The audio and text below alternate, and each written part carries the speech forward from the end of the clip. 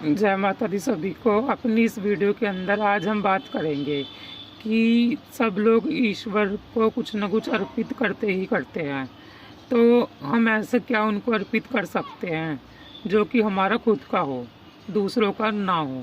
आपने अधिकतर ऐसा देखा ही होगा कि लोग मंदिर में जाते हैं और मंदिर में लोग ईश्वर को बहुत तरह तरह की चीज़ें अर्पित करते हैं, जैसे कि जल, दूध, चीनी, शहद और घास हो गया, पुष्प हो गए, दाल होगी, गुड़ हो गया, बहुत सारी ऐसी चीज़ें हैं जो अर्पित करते हैं। तो ये सारी की सारी जो चीज़ें हैं, तो ये तो हमें ईश्वर के द्वारा ही दी गई हैं। तो अगर हम कुछ अर्पित करना चाहते हैं, मेरे मन में एक सवाल आज ही आया है कि हम अपना क्या अर्पित कर सकते हैं ईश्वर को, क्योंकि सब कुछ तो उन्हीं का ही दिया हुआ है। तो अगर आप उनको अर्पित करना चाहते हैं तो आप अपना क्या अर्पित करें?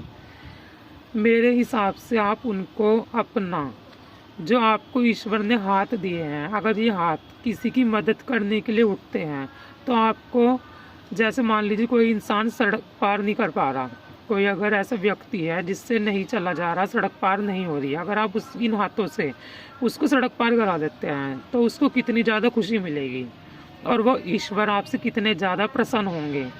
वो देखेंगे कि मेरे बनाए हुए बंदे ने दूसरे बंदे की मदद की है, और कितनी ज़्यादा अपार प्रसन्नता ईश्वर को भी होगी, और आपने जिस व्यक्ति को सड़क पार कराई है उसको भी बहुत ज़्यादा प्रसन्नता होगी और वो आपको दुआएं भी देगा। और अगर हम इन हाथों के इस्तेमाल से किसी कुत्ते को या जानवर को अगर हम खाना खिलाएं तो उसको कितनी खुशी मिलती है, और उसको देखकर जो उसकी भूख मिटती है, उसको देखकर आपको अपार प्रसन्नता प्राप्त होती है, जो आपको कहीं पे भी प्राप्त नहीं होती है।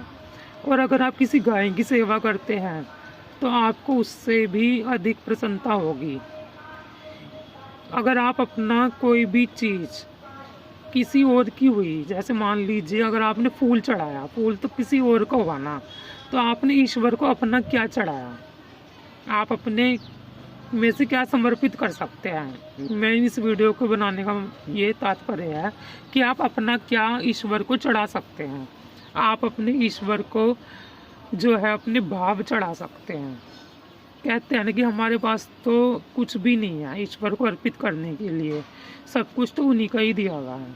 तो हम अपना क्या है जो ऐसा जो उनको चढ़ा सकते हैं। तो बहुत सारी चीज़ें हैं। कुछ लोग कहते हैं हमारे पास तो कुछ है ही नहीं देने के लिए, हमारे पास पैसे ही नहीं है कि हम कुछ खरीद सकें। तो आप लोग क्या कर सकते हो, आप लोग अब ये चीज़ें भी तो कर सकते हो ना। मान लो किसी कुत्ते की सेवा कर दी, किसी गाय की सेवा कर दी, किसी को सड़क पार करा दी, इस तरह के कार्य तो आप कर ही सकते हो ना, जिससे कि ईश्वर आपसे प्रसन्न होंगे ही होंगे। और आप अपना भाव ईश्वर को चढ़ा सकते हो, क्योंकि आपका खुद का भी तो कुछ होना चाहिए ना।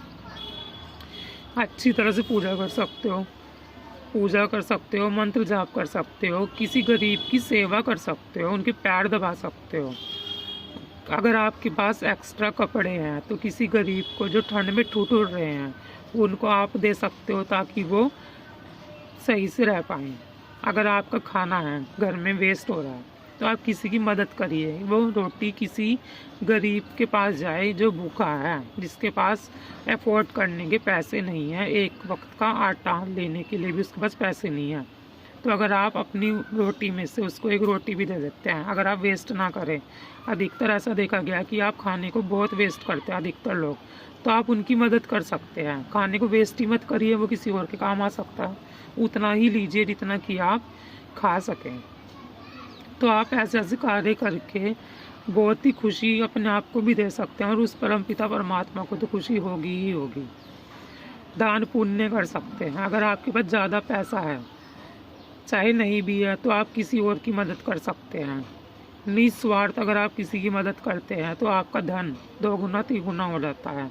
किसी के पास रहने के लिए घर नहीं है, अगर आप उसको अपने घर में जगह दे देते हैं, आजकल तो ऐसा देखा गया कि बहुत ही कम लोग होंगे ऐसे जो ये सोचेंगे भी कि ऐसा करें वो। अगर आपके पास में कोई ज़मीन पड़ी है, फालतू है, कोई घर है, तो आप उसको जगह दे सकते हैं जिससे वो रह सके। तो आपको कितनी दुआएं देगा, इसके बदले में वो ईश्वर भी कितने खुश होंगे। तो इस तरह से आप औरों की मदद कर सकते हैं अपने से।